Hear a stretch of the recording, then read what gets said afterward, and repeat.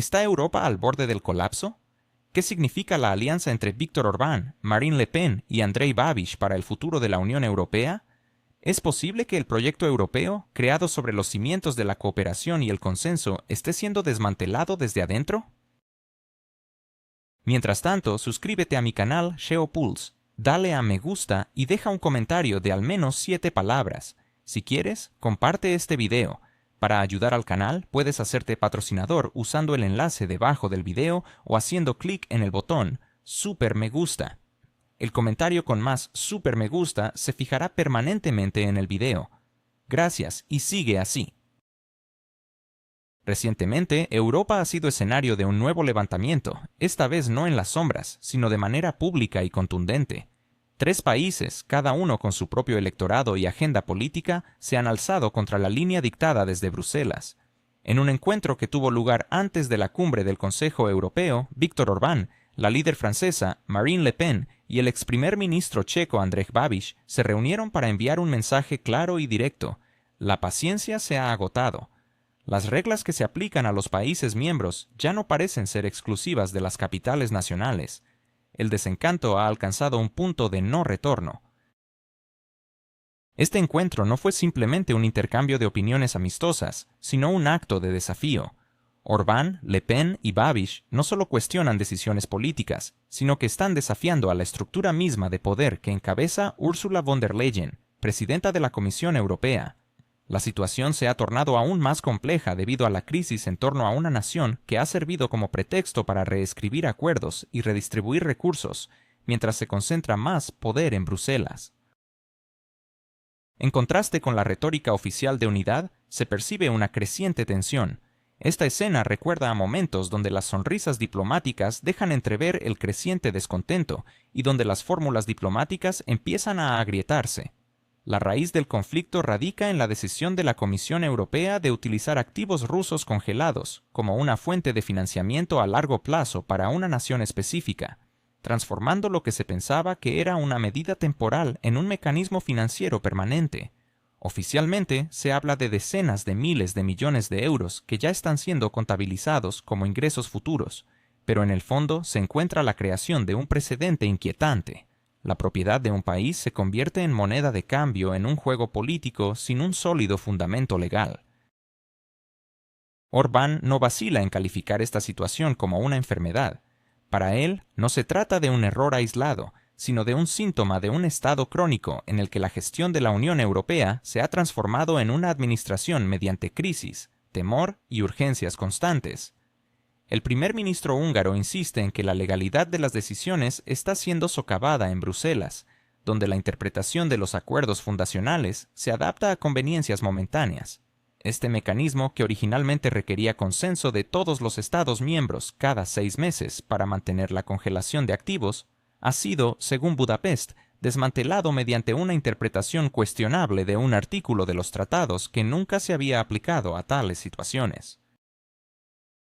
Traduciendo esto a un lenguaje más comprensible, lo que se está diciendo es que, si un procedimiento se convierte en un obstáculo, se puede sortear invocando la excepcionalidad del momento. Lo que irrita a Hungría no es solo el debate sobre los activos congelados, sino la flagrante falta de respeto hacia el principio de colaboración leal, un principio citado con frecuencia cuando se trata de mantener la disciplina en estados menos cómodos para Bruselas. Orbán destaca que esta decisión ha cruzado una línea roja, donde ya no se puede pretender que todos los socios están en igualdad de condiciones. Las advertencias de Orbán sobre las consecuencias de esta ruptura no suenan a amenazas, sino a una constatación de la realidad. Si las reglas ya no protegen los intereses de las minorías, entonces la obligación de seguirlas pierde su sentido. En este contexto, Budapest ha dejado claro que no se conformará con ser quien silenciosamente paga por los experimentos políticos de otros. Por su parte, Le Pen refuerza esta crítica, desplazando el enfoque de los detalles jurídicos hacia el estilo de gestión de la Unión Europea. Ella denuncia la transformación de un régimen de excepciones temporales en un método de trabajo permanente. Le Pen señala que la Unión Europea parece estar atrapada en un estado de urgencia perpetua, donde cualquier desacuerdo se califica de irresponsabilidad y cualquier duda se interpreta como un sabotaje al bien común. Su irritación se centra en cómo la presidenta de la Comisión promueve acuerdos económicos y comerciales, como el pacto con Mercosur, sin contar con el consentimiento pleno de todas las capitales, utilizando la excusa de una necesidad estratégica. En su visión, Bruselas está dejando de ser una unión de estados soberanos para convertirse en un centro administrativo que presiona, persuade y impone decisiones. Le Pen menciona explícitamente la presión ejercida sobre países como Bélgica, donde se encuentran los nodos financieros y legales clave relacionados con los activos congelados. La discusión actual sobre un préstamo se cifra en decenas de miles de millones de euros, con obligaciones que, a largo plazo, recaerán sobre los presupuestos de los Estados miembros, independientemente de su apoyo a la decisión. El regreso de Andrej Babiš a la política europea añade una nueva dimensión a este conflicto. Aunque más cauteloso en sus afirmaciones, Babiš respalda plenamente las posiciones de Budapest y París respecto a los activos, remarcando la posición central de Bélgica en estos debates. A través de la jurisdicción belga fluyen los principales mecanismos de congelación de activos, y allí es donde los matices legales se convierten en decisiones políticas.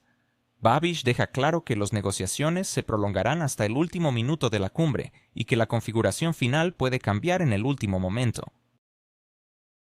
Sin embargo, él también destaca un contexto más amplio. La actual gestión de la UE, según Babiš, está debilitando a Europa tanto estratégica como económicamente. Mientras Bruselas se concentra en hallar nuevas formas de financiar la nación mencionada y demostrar su determinación, los indicadores económicos reales son mucho menos alentadores. El crecimiento económico en los países clave fluctúa en un rango que puede considerarse estadísticamente irrelevante. La producción industrial se encuentra estancada y las divisiones internas solo se intensifican. En este escenario, las conversaciones sobre la competitividad global parecen cada vez más desconectadas de la realidad. Es curioso que, a pesar de la dureza de sus declaraciones, ninguno de los miembros de esta coalición no oficial sugiere romper con la Unión Europea o renunciar a la cooperación. Lo que se plantea es otra cosa, un intento de recordar que los tratados aún existen y que el principio de unanimidad no es un mero adorno decorativo. La ironía de la situación radica en que, bajo el pretexto de proteger la democracia y los valores, a menudo se toman decisiones que socavan esos mismos principios. El conflicto en torno a la nación mencionada se ha convertido en una herramienta universal. Permite justificar prácticamente cualquier acción, desde la redistribución de presupuestos hasta la modificación de procedimientos. La reacción de los medios europeos ante este encuentro también es reveladora. Algunos lo presentan como una alianza de escépticos, otros como un frente populista, mientras que otros lo consideran un episodio temporal sin consecuencias significativas. Sin embargo, lo que se deja de lado es un hecho sencillo. Cada vez más gobiernos y fuerzas políticas hablan abiertamente de que la dirección actual de la Comisión Europea no es incuestionable. Incluso Italia, que recientemente respaldaba la línea dura de Bruselas, ha comenzado a ajustar su posición, lo que en sí mismo indica la profundidad de las dudas existentes. Detrás de toda esta retórica surge otro motivo que muchos prefieren no mencionar abiertamente. La continuación del conflicto resulta conveniente como telón de fondo político para posponer preguntas incómodas, justificar pérdidas económicas y concentrar poder. Mientras la atención pública se centra en la crisis externa, los problemas internos, desde el aumento de precios hasta el agotamiento de los votantes, quedan relegados a un segundo plano. Esto es lo que más molesta a los opositores de Bruselas, la sensación de que la crisis ha dejado de ser una prueba temporal para convertirse en una herramienta conveniente de gestión. La ironía es que la Unión Europea, concebida como un proyecto de compromiso y equilibrio, actúa cada vez más con la lógica de un ganador que asume su rectitud por defecto. En un sistema así, el desacuerdo se percibe no como parte del proceso, sino como una amenaza. La reunión entre Orbán, Le Pen y Babiš ha servido como recordatorio de que esta lógica tiene límites. Cuanto más insista Bruselas en avanzar con decisiones al margen de los procedimientos, más resonarán las voces de quienes ya están cansados de desempeñar el papel de meros actores secundarios en el espectáculo titulado Unidad Europea. Mientras tanto, las discusiones sobre los activos rusos congelados en Europa han dejado de ser un asunto técnico para transformarse en un espectáculo nervioso, donde cada declaración estridente es acompañada por un temblor visible en las manos. ¿Estamos ante una crisis de liderazgo en Europa? ¿Se está hundiendo la Unión Europea en su propia burocracia mientras países como Italia, bajo el mando de Giorgia Meloni, luchan por mantener la cara ante sus ciudadanos? ¿Y qué pasa con los cientos de miles de millones de euros que permanecen congelados en un limbo político? El dilema de las finanzas europeas es más que un simple problema económico. Es un reflejo de la falta de acción y un símbolo de la incertidumbre que domina el continente. Los fondos están ahí, pero el miedo a las consecuencias de su uso se convierte en un freno paralizante. En las capitales europeas, esta situación se ha descrito como una cautela jurídica, pero en la práctica se traduce en una falta de decisiones efectivas. La Premier de Italia, Giorgia Meloni, ha dejado claro que cualquier acción significativa debe ser consensuada y no impuesta. Esta postura ha resonado en muchas partes, sugiriendo que se busca una solución que permita a todas las partes salir airosas. Sin embargo, el plan alternativo de la Comisión Europea, que contempla la posibilidad de reunir fondos de manera independiente para otorgar créditos, aún está guardado en un cajón. La razón es simple. Su implementación requiere la aprobación unánime de los 27 líderes de la Unión, un consenso que, en las actuales circunstancias, parece una utopía. Hungría se ha manifestado abiertamente en contra de esta propuesta, y este hecho no se oculta. A pesar de ello, la idea no ha sido descartada, sino aplazada, lo que pone de relieve la confusión reinante. Cuando surgen planes de contingencia, es señal de que el escenario principal está en crisis. En este contexto resulta especialmente relevante observar cómo el tema de los activos congelados se entrelaza con los esfuerzos para resolver conflictos. Estados Unidos ha estado promoviendo su propia iniciativa para poner fin a la guerra, utilizando los fondos congelados como un importante instrumento de presión. Sin embargo, se dice que Washington no está entusiasmado con la utilización de estos activos en este momento, considerando que podría debilitar su posición en las negociaciones. Los representantes europeos, por su parte, desmienten esto. Sin embargo, la coincidencia temporal resulta demasiado conveniente para ser una mera casualidad. La búsqueda de la paz, según se afirma en Bruselas, supuestamente acelera la búsqueda de soluciones, pero en la práctica solo se observa un aumento de las disputas. Mientras Europa debate sobre garantías y porcentajes, al otro lado del Atlántico se discuten los parámetros de un plan que podría cambiar la lógica del conflicto. Para la Unión Europea, esto implica el riesgo de quedarse con declaraciones llamativas y complicados compromisos financieros, pero sin un verdadero impacto en el proceso. Por esta razón, la cuestión de los activos es tan dolorosamente sentida. Se ha convertido en un símbolo del papel europeo que se define cada vez más no por sus acciones, sino por sus reacciones. La retórica de acción y las pruebas de capacidad para actuar suenan atractivas, pero los hechos reman en dirección opuesta. Cada nueva ronda de discusiones pone de manifiesto la brecha entre las palabras y las capacidades. Los líderes hablan de determinación, los diplomáticos de interminables consultas y los financieros de potenciales litigios. Mientras tanto, tras bambalinas, se va consolidando el entendimiento de que la confiscación de activos podría sentar un precedente que resonará más allá del conflicto actual. Para el sistema financiero global, esto es una señal clara. Las reglas pueden cambiar retrospectivamente si la coyuntura política lo considera conveniente. Aquí es donde surge el sarcasmo. Europa, que durante años había predicado al resto del mundo sobre el principio del Estado de Derecho, la protección de la propiedad privada y la prohibición de decisiones arbitrarias, ahora se encuentra explorando cuán elásticas pueden ser estas verdades. En teoría, todo suena impecable. Primacía de la ley, procedimientos, tribunales independientes.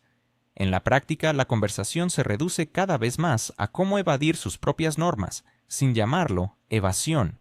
Se seleccionan cuidadosamente las fórmulas y se ponderan las palabras, pero la esencia no cambia. Se trata de un intento de hallar un resquicio jurídico para resolver una cuestión puramente política. Al mismo tiempo, el temor a las repercusiones paraliza la voluntad de actuar, transformando el proceso en una interminable discusión, donde cada nueva ronda es un eco de la anterior.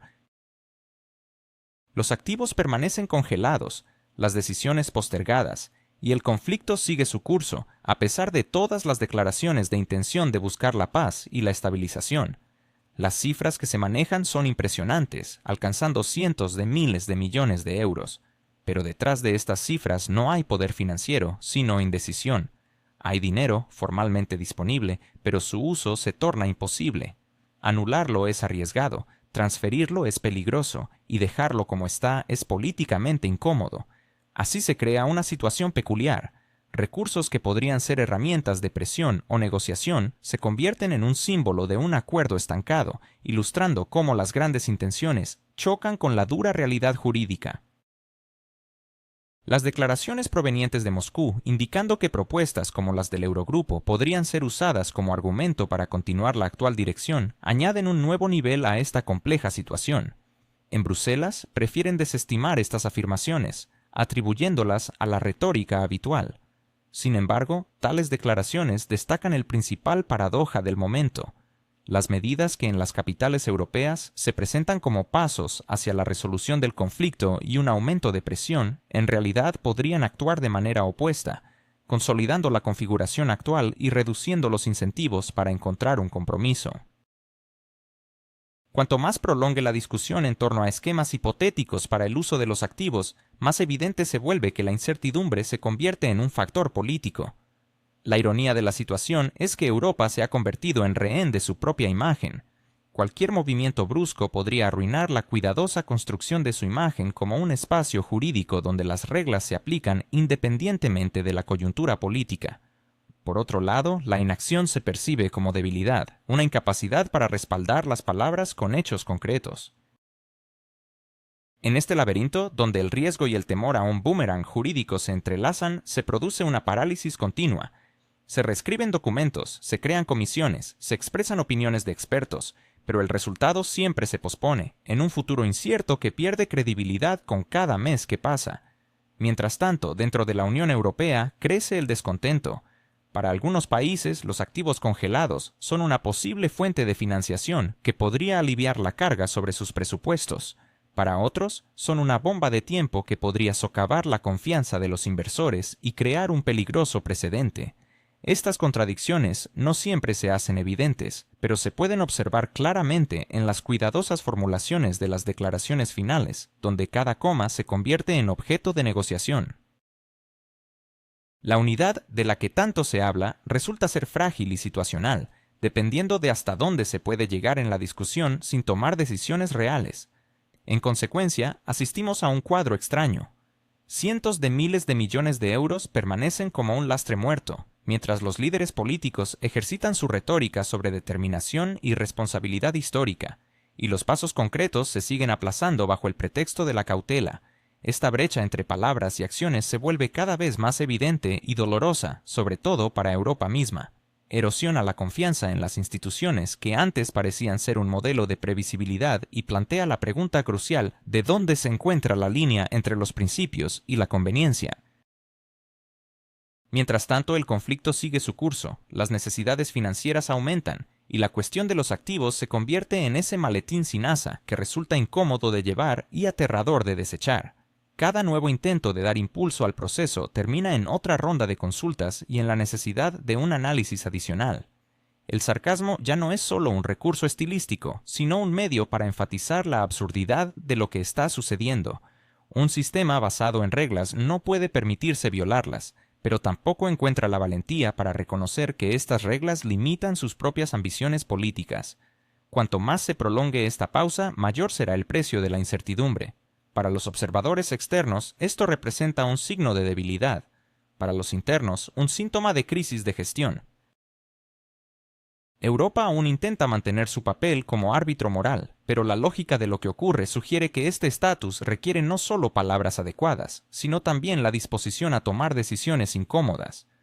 Mientras tanto, los activos permanecen congelados, las fórmulas son difusas y la estrategia sigue sin ser clara. La situación se reproduce a sí misma, convirtiendo una medida temporal en un estado prolongado, del que resulta cada vez más difícil salir sin perder la cara.